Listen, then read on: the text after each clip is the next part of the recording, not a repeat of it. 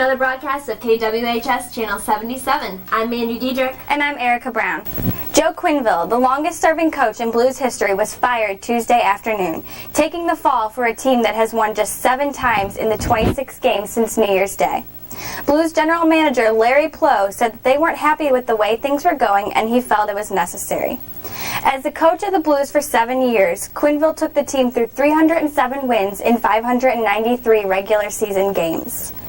This was the last season of Quenneville's contract. Larry Plow installed the assistant coach Mike Kitchen as head coach with a contract that extended through the 2005-2006 hockey season. And now to Eric Spaeth in the field. How many of us read books? How many of us like to read books? Better yet, how many of us like to write books?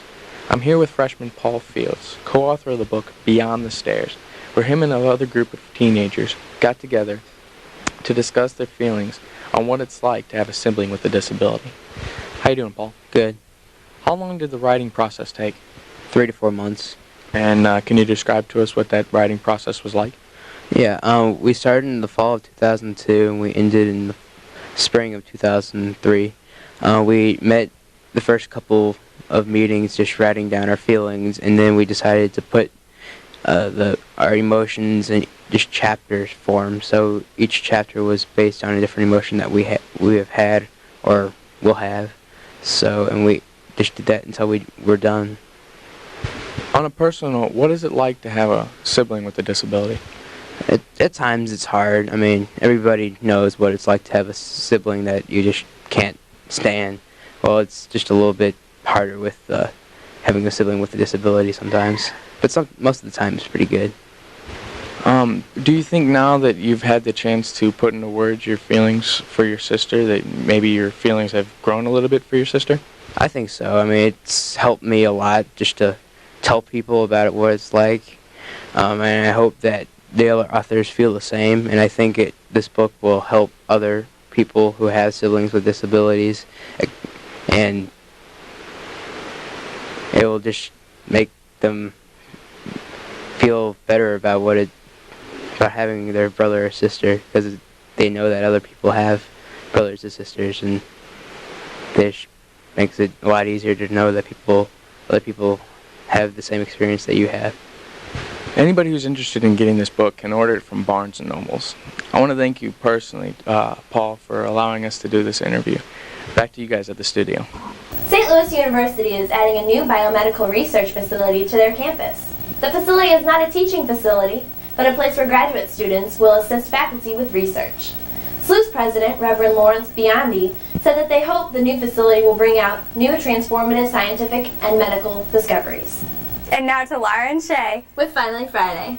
Hello everyone, I'm Shay. And I'm LJ. And welcome to Finally Friday. We're here to give a rundown of the big Oscars this weekend for the nominees, along with our own thoughts and reviews. That's right. In the first category, we have Best Actress.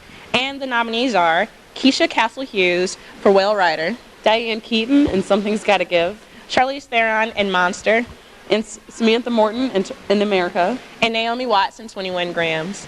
Although I think she's up against a lot of tough competition, I have to say that Charlize is going to go home with this one. I agree. Theron definitely earned this by going to extremes. She gained 30 pounds, put on hours worth of makeup every day, was basically open to new ideas throughout the production. I have to say so. I definitely give her performance 5 paws. She went all the way out for the character. And next up, we have Best Actor, with Johnny Depp in Pirates of the Caribbean, Ben Kingsley in House of Sand and Fog, Jude Law in Cold Mountain, Bill Murray in Lost in Translation, and Sean Penn in Mystic River. I have to say Johnny Depp is going to go home with this one. His impersonation of Keith Richards as a pirate, it was just crazy. Yeah. Well, I think he did a really good job, but I'm going to have to disagree, just because the Academy has been known to overlook comedies as a rule. I think Bill Murray will walk away with this one because it'd be a good move for the Academy. His performance was the best next to Depp's. Okay, I can see. I say the next category is Best Animated Film with the nominees Brother Bear, Finding Nemo, and The Triplets of Belleville. Personally, Finding Nemo, without a doubt, I think it's going to win by a landslide. Hello, what can you do about a fish with no short-term memory? It's going to be funny. It's funny. Again, I'm going to have to disagree just because of politics. Personally, I love Finding Nemo, and I think it should win, but I don't think it will. The Academy will find it too overrated, and their track record shows they like the stupid foreign films, so I think it'll go to the triplets of Belleville. I say Finding Nemo, just keep swimming. Yeah, well, now we have Best Picture with Lord of the Rings, Return of the King, Lost in Translation, and Master and Commander, Mystic River, and Seabiscuit. Usually Best Director goes along with Best Picture, so I'm going to say it's Lord of the Rings. Peter Jackson did a phenomenal job with all the 3 films, and I can't say the other nominees deserve this one more. I don't know. I think it's not fair to compare 3 films to 1. 9 hours is not fair to compare to 2, so I kind of think Seabiscuit's going to get it, even though I don't necessarily agree with a documentary or a real story getting one because it's just too easy. So I don't know. I'm kind of up in the air with that one. You know, we're just speculating the real winners here, so tune into the Academy Awards Sunday, February 29th, and make your own predictions. And now for a feature on Black history. Every day, hundreds of students of different cultural and religious backgrounds walk the halls of this school. It's hard to believe, but it wasn't until 1958 where students of different color were allowed to come together to study. In 1958, where 9 students, the same age of us, went to a school to desegregate the South.